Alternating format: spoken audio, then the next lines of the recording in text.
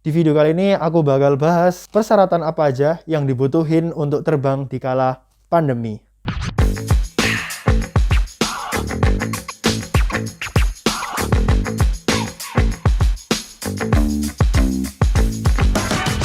Sekarang tanggal 28 Februari tahun 2022. Aku start magang itu di tanggal 2 Februari dan sekarang udah kurang lebih 1 bulan. Nggak kerasa cepet banget ternyata. Udah 1 bulan berlalu magang di Angkasa Pura Bandara Juanda. Di video kali ini aku mau sharing tentang persyaratan yang dibutuhin untuk naik pesawat. Karena banyak banget ya sekarang yang aku lihat itu orang-orang masih belum tahu dan masih kurang paham tentang persyaratan yang dibutuhin untuk naik pesawat dan step by step apa aja yang harus dilalui dan harus dilewati oleh para calon penumpang. Oke, persyaratan yang pertama yang harus dimiliki oleh kalian yang mau terbang menggunakan pesawat adalah tiket. Contohnya adalah kalian harus beli tiket terlebih dahulu. Disarankan untuk beli tiket melalui online, bisa Traveloka, bisa tiket.com atau aplikasi-aplikasi yang lain yang melayani penjualan tiket secara online. Karena di Juanda ada sih beberapa counter penjualan yang selalu standby. Garuda, Citylink itu selalu standby, tapi yang lainnya itu jarang banget standby. Jadi aku saranin untuk beli tiket secara online melalui aplikasi-aplikasi yang ada. Setelah membeli tiket, yang harus dibutuhkan adalah persyaratan mengenai kesehatan. Satu hal yang harus kalian punya dan penting untuk ada di HP kalian yaitu aplikasi sekarang adalah Peduli Lindungi. Karena Peduli Lindungi ini dipakai untuk naik pesawat. Berkaitan dengan Peduli Lindungi, apa sih yang ada atau apa sih yang harus disediakan di Peduli Lindungi? Yaitu tes swab PCR atau swab antigen. Kalau misalkan kalian sudah vaksin 2 kali atau sudah syukur-syukur 3 kali, itu cukup melakukan tes antigen aja. Karena persyaratan penerbangan kalau udah vaksin 2 kali cukup antigen. Tapi kalau buat kalian yang baru vaksin 1 kali, itu wajib untuk menggunakan swab PCR. Nah, kemudian jika kalian itu tidak boleh vaksin karena memiliki penyakit khusus, itu harus menyertakan surat dari dokter yang nantinya diserahkan kepada pihak bandara untuk di cross check apakah itu benar apa enggak. Itu jika teman-teman tidak melakukan vaksin sama sekali. Yang berikutnya yaitu masalah tentang persyaratan dari anak kecil nih. Rata-rata maskapai yang ada di sini, yang maskapai penerbangan itu mewajibkan untuk anak kecil di bawah umur yang masih belum vaksin, yaitu harus melakukan tes swab PCR. Jadi aku simpulin, buat yang wajib tes PCR adalah orang-orang yang vaksinnya itu baru sekali, terus kemudian orang-orang yang tidak melaksanain vaksin sama sekali dengan menyerahkan tes PCR juga surat dokter. Kemudian anak-anak di bawah umur yang belum vaksin sama sekali itu harus PCR. Terus kemudian setelah antigen dan tiketnya udah selesai, terus kemudian hasilnya alhamdulillahnya itu negatif dari COVID, teman-teman bisa langsung datang ke bandara tujuan. Oh iya lupa, PCR atau antigen. Kalau antigen itu berlakunya 1 kali 24 jam. Misal nih, kalian mau berangkat contohnya jam 12 siang. Nah, usahain rapid antigennya itu di daerah bandara aja, karena banyak banget rumah sakit yang nggak kerjasama sama bandara, sehingga orang-orang seringkali sudah bayar rapid di rumah sakit luar, tapi karena rumah sakit tersebut itu tidak bekerja sama, akhirnya tidak diakui dan harus tes lagi. Nah, sehingga aku menyarankan banget untuk tes saja di bandara karena sudah pasti terdaftar. Jadi kalau misalkan mau tes di bandara itu harus datang kurang lebih 4 jam sampai 3 jam sebelum keberangkatan. Berangkat jam 12 berarti kalian harus datang di bandara kurang lebih jam setengah 8 atau jam 8 untuk tes antigen. Terus kemudian tes antigen itu hasilnya jadi kurang lebih setengah jam sampai dengan 1 jam. Setelah dari situ kalian bisa langsung masuk ke dalam jika hasilnya negatif. Terus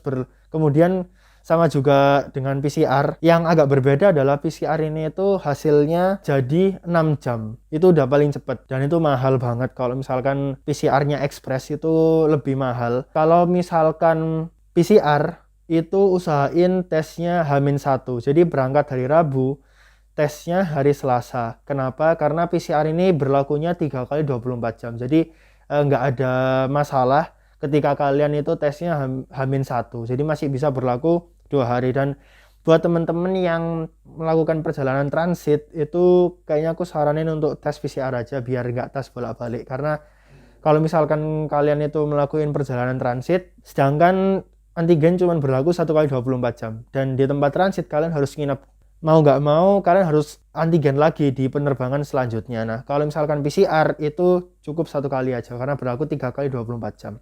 Setelah persyaratannya ini tuh dipenuhi, PCR negatif atau antigennya negatif, terus kemudian tiket juga sudah ada, usahain kalian itu datang minimal itu 2 jam sebelum keberangkatan. Itu udah apa ya, udah main aman lah. Kalau 22 jam sebelum keberangkatan itu udah insya Allah udah aman. Kenapa?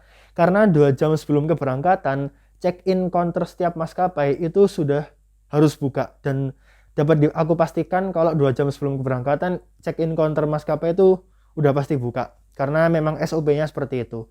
Jadi datang 2 jam sebelum keberangkatan udah nyampe di bandara. Itu kalau misalkan yang udah siap semua. Tapi kalau harus mau rapid antigen itu saya datang 3 jam atau 4 jam buat tunggu hasil. Nah, kenapa sih kok harus nge-spare waktu? Karena biasanya pesawat itu H-40 menit itu udah boarding. Dan kalau misalkan udah boarding sedangkan kalian masih belum datang, mau nggak mau kalian nggak bisa check in karena check innya biasanya udah close ketika di tahap boarding. Terus kemudian setelah nyampe di bandara, yang harus kalian lakukan pertama adalah melakukan validasi tes PCR atau tes antigen. Validasi ini tuh digunakan sebagai kalian itu benar-benar layak untuk berangkat, layak untuk terbang. Biasanya nyampe di bandara ada beberapa komputer-komputer yang disediain.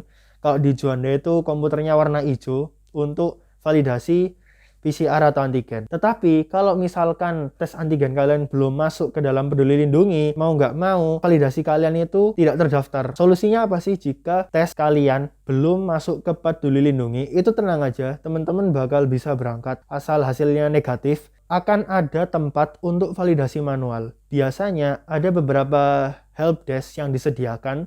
Kalau di Juanda ini ada di kiri sama kanan helpdesk yang disediakan oleh KKP untuk validasi hasil tes antigen atau PCR yang nggak muncul di Peduli Lindungi. Sekarang tanggal 4 Maret 2022 dan di video kali ini aku mau jelasin tambahan tentang perubahan syarat penerbangan di kala pandemi. Nah, sebenarnya kemarin di tanggal 2 Maret apa 28 Februari ya aku lupa. Itu aku udah bikin video tentang step by step dan syarat-syarat apa aja yang dibutuhkan untuk terbang menggunakan pesawat di kala pandemi.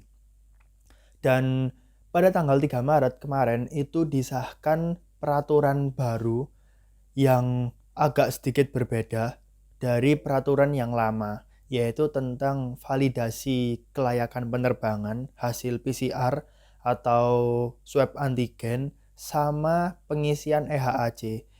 Nah, yang penjelasan kemarin itu kan validasi itu menggunakan komputer. Nah, sekarang berbeda dan hampir di semua bandara yang sempat aku tanya tadi ke petugasnya itu sekarang menggunakan Peduli Lindungi. Jadi, validasi kelayakan penerbangan yang sebelumnya menggunakan komputer sekarang menggunakan Peduli Lindungi. Jadi, ketika yang sebelumnya itu menggunakan monitor di bandara, tapi sekarang sudah berubah menggunakan Peduli Lindungi. Jadi teman-teman ketika sudah punya tiket itu wajib mengisi cek kelayakan penerbangan di Peduli Lindungi yang akan ditunjukkan ke security yang ada di bandara. Nah, setelah validasi itu muncul dan layak untuk terbang, teman-teman bisa masuk ke area check-in. Itu perubahan yang pertama.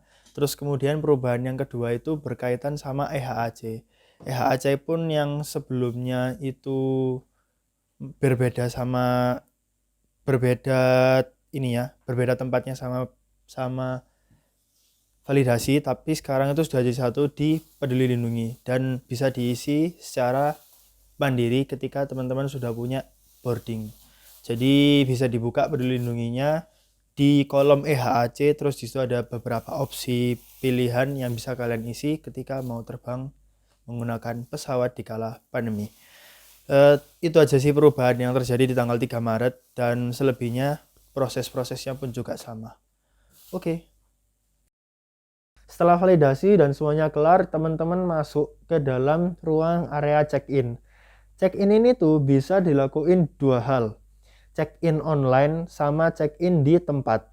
Kalau check-in online itu setahu aku ada di Traveloka, H-24 jam itu udah bisa web check-in, atau melalui website dari maskapai itu udah bisa juga check-in online. Jadi nggak perlu lagi ngantri di dalam. Beberapa orang-orang itu nggak tahu kalau check-in itu bisa di semua counter. Teman-teman contohnya pakai Lion Air. Semua check-in counter Lion Air itu bisa kalian pakai. Meskipun tulisannya itu tujuannya ke Medan, sedangkan kalian mau ke Jakarta. Nggak apa-apa, nggak masalah. Karena biar mempercepat waktu, penumpang dari Jakarta sama penumpang ke Medan itu banyak kan juga beda. Check-in counter lain mana yang menurut kalian kosong, pakai yang itu. Berlaku juga di Citylink dan sebagainya ya. Jadi cari yang kosong, terus kemudian check-in counter itu. Nah setelah check-in counter, teman-teman bakal dapat yang namanya boarding pass atau tiket penukaran tiket itu. Jadi banyak orang yang tanya ya, tiketnya penukaran di mana? Tiket penukaran itu pasti ada di check-in counter. Jadi nggak mungkin tiket itu jarang banget tiket di luar, kecuali kalau misalkan pengalamanku waktu di luar negeri di Changi itu kan ada check-in manual tuh, di check-in mandiri di luar. Itu ada, kalau di Juanda itu nggak ada. Jadi penukaran boarding itu ada di check-in counter. Setelah dapat boarding, teman-teman bakal naik langsung ke atas ke lantai 2 kalau di Juanda, atau di area boarding gate lah. Nah di situ kan ada datanya kan. Di boarding itu kalian ada di gate nomor berapa. Misal contohnya di gate nomor 13. Oke, kalian usahain cari tempat duduk yang tidak jauh dari gate nomor 13. Karena sering kali juga banyak banget orang-orang di Juanda terutama ya, dia itu salah gate, bahkan sampai ketinggalan. Gate di tiketnya itu adalah gate nomor 9, tapi dia nunggunya di gate nomor 15. Itu kan jauh tuh kok di Juanda. Nah ini loh yang sering kali membuat orang-orang telat itu kayak gitu, salah nunggu di boarding gate-nya. Nah, usahain cari tempat duduk yang nggak jauh dari gate kalian yang tertera di boarding pass. Setelah boarding, kemudian nanti teman-teman bakal ada announcement dari pihak bandara sudah bisa masuk ke dalam pesawat atau belum. Pokoknya yang pasti adalah tunggu aja di gate yang terdekat di situ yang tertera di boarding pass. Terus kemudian kalau misalkan ada pengumuman, pasti kan orang-orang di kiri atau kanan kalian juga bakal naik toh. Dan di situ biasanya ada TV yang menyertakan informasi terkait dengan keberangkatan. Setelah naik pesawat, nah sampai nih di tempat tujuan. Di tempat tujuan, misal berangkat dari Surabaya tujuannya ke Jakarta. Setelah sampai di Jakarta, itu harus mengisi EHAC, atau EHAC bisa kalian isi pada saat keberangkatan. EHAC ini di mana sih kalian bisa nemuin? EHAC itu bisa kalian temuin di Peduli Lindungi. Itu ada kok nanti di kolom EHAC di situ untuk ngisi keberangkat. EHAC ini tuh fungsinya apa sih? EHAC ini itu untuk tracking orang-orang berpergian. Jadi ketika kalian sampai di Jakarta, hasil EHAC kalian akan di-scan di Bandara Cengkareng Soekarno-Hatta untuk melihat tracking kalian. Jadi kalian berpergian dari Surabaya ke Jakarta. Nah itu fungsinya EHAC. Kalau misalkan kalian nggak ngisi EHAC melalui HP, ada EHAC secara manual. Kalau di Juanda itu pakai kertas warna kuning yang disediakan di daerah kedatangan. Harus mengisi itu dulu, baru dia bisa keluar dari bandara. Sebenarnya step by stepnya itu cuman itu aja, simple banget. Dan yang sering kali aku lihat di sini kendala orang-orang itu yang pertama adalah telat. Jadi datangnya tuh ngepres banget. Saranku jangan ngepres, karena tiket yang ada di publish itu adalah tiket mentah. Kadang bisa juga pesawat itu berangkat lebih cepat. Usahain berangkatnya itu jangan mepet-mepet sama jadwal yang kalian terima. Tapi kalau di sini aku lihat itu delay dalam sehari itu jarang banget. Ada delay beberapa, 1-2, tapi yang sering terjadi itu keberangkatan lebih cepat. Entah lebih cepat 10 menit, lebih 15 menit, lebih cepat 15 menit, kayak gitu. Jadi harus dipastiin datangnya ke bandara itu jangan mepet-mepet. Karena banyak banget ya orang-orang itu nggak tahu ternyata anak kecil itu juga wajib untuk PCR. Sedangkan dia belum PCR sama sekali. Dan menurut dia PCR itu hasilnya cepat. Ternyata kan PCR kan lama tuh. Akhirnya mau nggak mau nge-reschedule jadwal. Jadi kayak gitu ya, tentang persyaratan apa yang dibutuhin untuk naik pesawat di kala pandemi. Terus kemudian step by step apa saja yang harus kalian lalui untuk sampai di pesawat. Kurasa cukup untuk video cara terbang naik pesawat di kala pandemi. Mungkin aku bakal kasih kalian tentang tips-tips yang lain yang berhubungan dengan bandara ya di video-video aku selanjutnya.